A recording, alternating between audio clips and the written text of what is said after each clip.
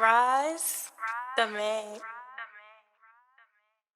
Let's dive into the music Mm-hmm. because, like, all right, so I got October 26, 2018. You dropped a 10-song project called 2001. Mm-hmm.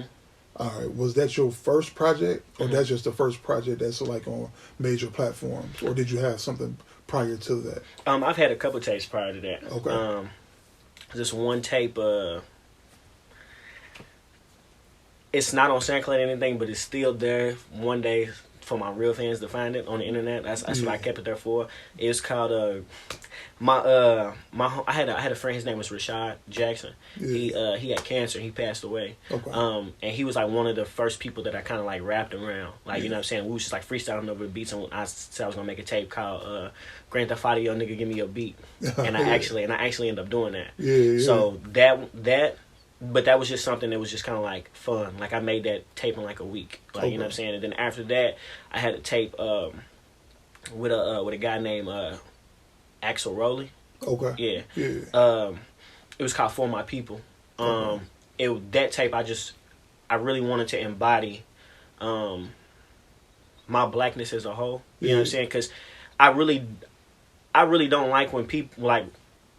I really don't like when black people cover certain parts up about ourselves. You know what I'm saying? Like, for instance, there's this girl, her name was Shay, and she didn't like being, her nickname was Shay, and she didn't like being called Shay because it was ghetto, but, like, I had to tell her, like, that's not ghetto, that's black. Like, you know what I mean? Like, can't no Asian person, no white person, nobody can go by that name. Like, you know what I'm saying? Like, so with that tape, that was just that's what I wanted to embody full on. And this, if I'm not mistaken, I think I just took that one on SoundCloud. Okay. But I'm going to put it back up somewhere else for everybody to find it. And then after that, I had a tape called Feels.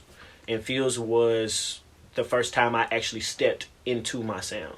Okay. As a, you know what I'm saying, as an artist. I think it was around the time Lil Yachty had came out. Okay. He was he was like really a big inspiration for me because when I seen him first, I didn't want to listen to his music at all. Right. Like not at all. You know, especially like with me coming from like the rap background that I have, you know what I'm saying, and really like appreciating, you know, rap. You know what I mean? But when I initially heard his music, I didn't know it was him. And then I heard his music and then I liked it. But I knew it was unconventional.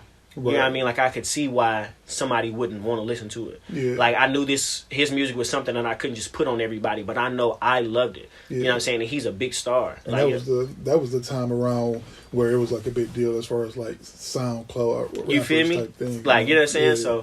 So for me to enjoy his music so much, that was the first time I was like, I can literally make whatever type of music I want as long as I like it, other people like it as well. Yeah. And that's that. So like Feels was, I've had other tastes, but Feels was like the real starting point on like my sound growing, and then comes 2001 and everything else after that. Okay.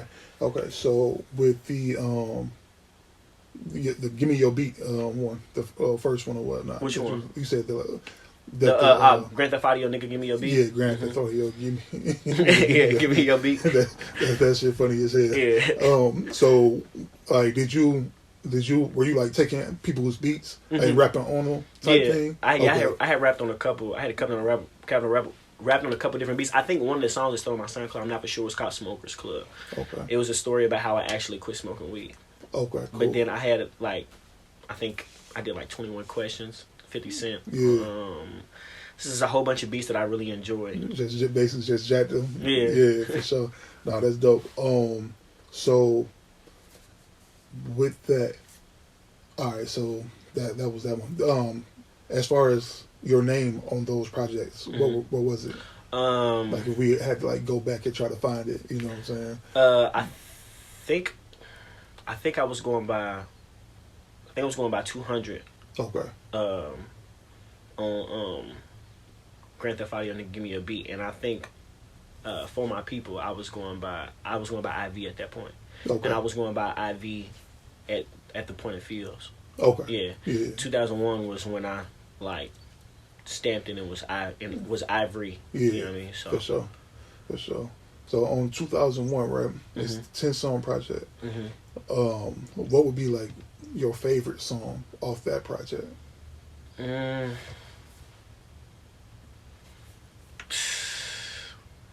I'm not gonna lie, those questions are always the hardest because I genuinely love all my songs a lot. Like, you know what I'm saying? Yeah. All right, people. So if I can give you a top 3.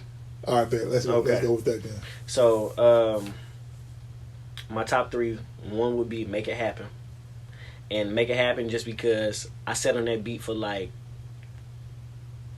3 years. Yeah. You know what I mean? And I just wasn't in a state to be able to rap on something that had like any type of trap sound to it. Like that was on that tape was the first time I actually rapped on something with 808s, because 808s reminded me too much of who 200 was. Like, you know what I'm saying? Right. And that was a part of my life that was going nowhere. Yeah. So like I had overcorrected and I couldn't rap on those beats. I just couldn't force myself to do it. But Make It Happen was like one of the first times I actually rapped on, you know, a trap beat, and it slapped. Like, you know what I'm saying? For sure. I'd probably say after that it would be you got the track list in front of you? Yeah, we can pull it up. I was gonna say because there's this because I know what it sounds like, but I can't think of the name right now because it was so long ago. It's it's in the making. Let's do that. We gonna pull that up real quick. Yeah, I was like, yeah. But while we doing that one, while you pulling it up though, I know. Let me see. I'd probably say the other song on that motherfucker that I really fucked with was Dwayne The Rock Johnson. Okay, yeah. So we got Checks and Balances, mm-hmm. Make It Happen, In the Making. Yeah, it's in the making. In the making, because that one was just, that song was one of my favorite on there, because I just